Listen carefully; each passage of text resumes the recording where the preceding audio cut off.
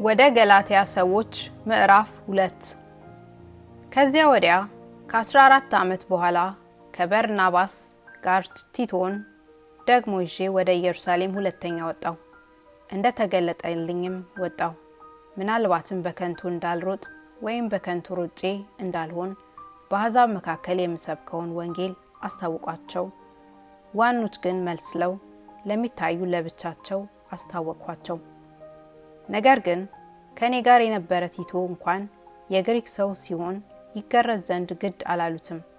ነገር ግን ባሪያዎች ሊያደርጉን በክርስቶስ ኢየሱስ ያለንን አርነታችንን ይሰልሉ ዘንድ ሾልከው በስውር ስለገቡ ስለ ሐሰተኞች ወንድሞች ነበረ። የወንጌልም እውነት በእናንተ ዘንድ ጸንቶ እንዲኖር ለአንድ ሰዓት እንኳን ለቀን አልተገዛንላቸውም። አለቆች የመሰሉ ግን በፊት ማን እንደነበሩ አይገደኝም። እግዚአብሔር የሰውን ፊት አይቶ አያደላም።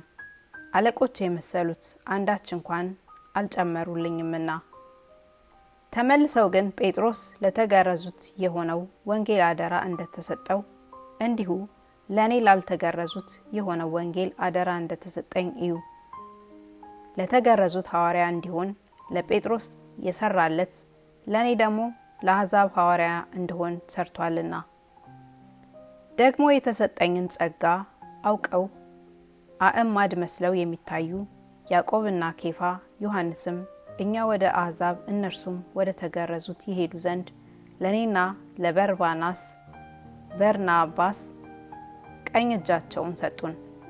ድሆችን እናስብ ዘንድ ብቻ ለመኑን። ይህንም ደግሞ ላደርግ ተጋው። ነገር ግን ኬፋ ወደ አንጾኪያ በመጣ ጊዜ ፊት ለፊት ተቃወሙት፣ ይፈረድበት ዘንድ ይገባ ነበርና። አንዳንድ ከያዕቆብ ዘንድ ሳይመጡ ከአሕዛብ ጋር አብሮ ይበላ ነበርና፣ በመጡ ጊዜ ግን ከተገረዙት ወገን ያሉትን ፈርቶ ያፈገፈግ ነበርና ከእነርሱ ተለየ። የቀሩትም አይሁድ ደግሞ በርናባስ እንኳን በግብዝነታቸው እስከ ተሳበ ድረስ ከእርሱ ጋር አብረው ግብዞች ሆኑ። ነገር ግን እንደ ወንጌል እውነት በቅንነት እንዳልሄዱ ባየሁ ጊዜ በሁሉ ፊት ኬፋን አንተ አይሁዳዊ ሳለህ በአይሁድ ኑሮ ያይደለ በአሕዛብ ኑሮ ብትኖር አሕዛብ በአይሁድ ኑሮ ሊኖሩ እንዴት ግድ አልሃቸው አልሁት። እኛ በፍጥረት አይሁድ ነን፣ ኃጢአተኞችም የሆኑ አሕዛብ አይደለንም። ነገር ግን ሰው በኢየሱስ ክርስቶስ በማመን እንዲጸድቅ እንጂ በሕግ ሥራ እንዳይሆን አውቀን ሥጋን የለበሰ ሁሉ በሕግ ሥራ ስለማይጸድቅ እኛ ራሳችን በሕግ ሥራ ሳይሆን በክርስቶስ እምነት እንጸድቅ ዘንድ በክርስቶስ ኢየሱስ አምነናል።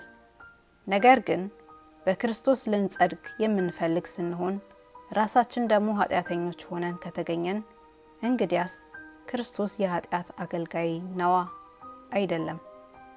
ያፈረስሁትን ይህን እንደገና የማንጽ ከሆኑ ራሴ ሕግ ተላላፊ እንደሆን አስረዳሃለሁና። እኔ ለእግዚአብሔር ሕያው ሆኜ እኖር ዘንድ በሕግ በኩል ለሕግ ሞቼ ነበርና ከክርስቶስ ጋር ተሰቅያለሁ። እኔም አሁን ሕያው ሆኜ አልኖርም፣ ክርስቶስ ግን በእኔ ይኖራል።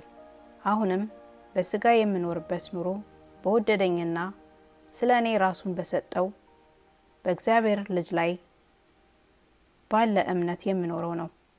የእግዚአብሔርን ጸጋ አልጥልም። ጽድቅስ በሕግ በኩል ከሆነ እንኪያስ ክርስቶስ በከንቱ ሞተ።